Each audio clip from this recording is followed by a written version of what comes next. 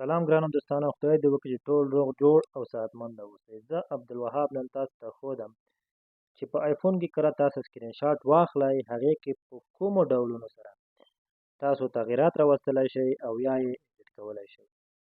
نو زموږ سره اوسئ، تر آخره ویډیو وګورئ، ویډیو تېره نه کړئ ځکه چې هر ځای ډېر مهم دی. که ویډیو مو خوښه شوه نو ویډیو در سره لایک او شیر کړئ او همچنان زما یوټیوب چینل هم در سره سبسکرایب کړئ. ګرانو دوستانو، نو راځو سکرین شاټ اخلو او په هغې کې تغیرات راولو.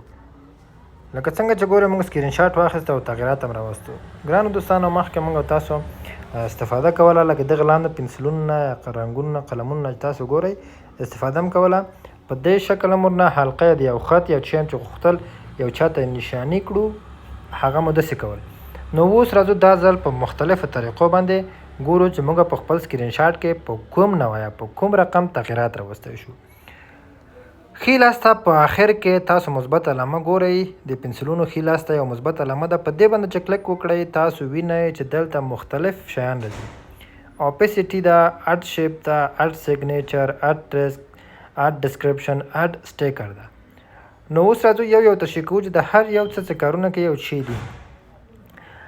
د اول یو اډ اپیسیټي چې تاسو ګورئ دلته دې باندې چې کلک وکړئ دلته تاسو ته لاندې په بیخ کې یو خط راځي چې هغه تاسو ته ښکاروي چې تاسو په خپل عکس کې په کوم نوع روښنایي راوړی شئ یا کوم نوع روښنایي راوړئ.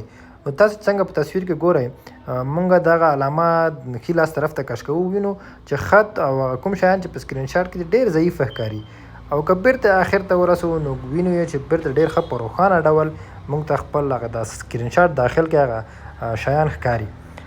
نو ډن چې کله مو تغیرات پکې وغوښتل چې تغیرات پکې راوړئ یا ضعیف کړئ یا تیز کړئ بیرته، نو په آخر کې بیرته ډن وهئ.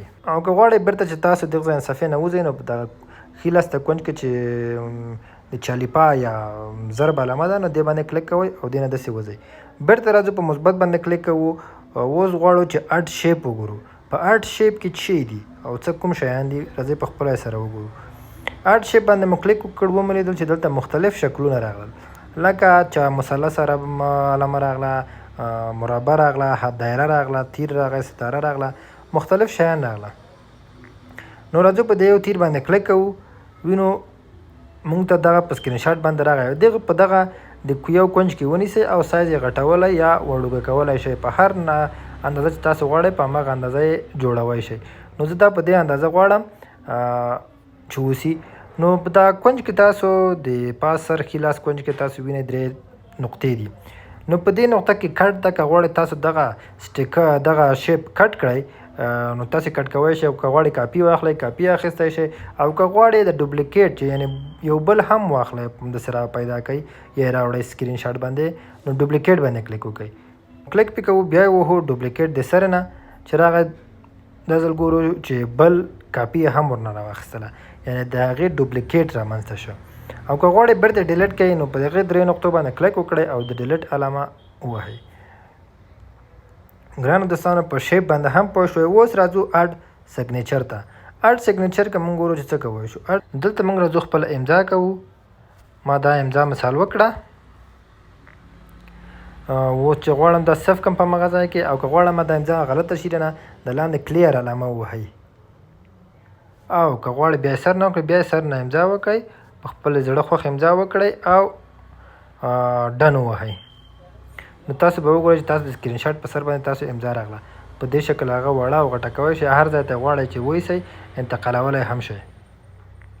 او که غواړئ بیرته ډیلیټ کړئ یا کاپي واخلئ نو په همدغه 3 نقطو باندې کلیک وکړئ، او که غواړئ بله یې وایئ یعنې ډوپلیکیټ یې هم جوړه شي نو په ډوپلیکیټ باندې کلیک وکړئ. نو زه غواړم دا اوس دې ځای نه ډیلیټه کړم، دا هغه شان ډیلیټه شوه. او بل راځو اډ ټیکس باندې. اډ ټیکس باندې چې کله کلیک وکړو نو دلته راځي مونږ کولی شو دلته خپله لیکنه وکړو. زه دلته لیکم چې دا زما د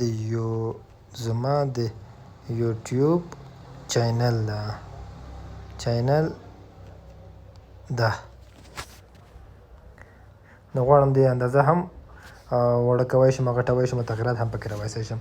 او دغه ځای نه زه کوی شم چې رنګ یې تغییر کړم. مثال غواړم سور رنګ ورکړم، دا رنګ یې واخیسته. او غواړم کوی شم دې ځای نه د خط د ډیزاین هم تغیر کړم، یعنې بولډ یې کړم، ډبل یې کړم، ایټالیک یې کړم، یعنې لږ کوږ یې کړي. او که غواړم لاندې خط ورکړم هغه هم ورکولی شم. او که غواړم چې مثال په منځ کې یو خط راولم، یعنې دغه شان هغه هم راوستی شم. او که غواړم دغه ځای نه هم کولی شم چې یو خوا بل خوا یې انتقال کړم، مثال که انګلیسي یې دې خوا که فارسي یې دې خوا، او منځ ته هم راوستی شم، په دې شکل هم کولی شم.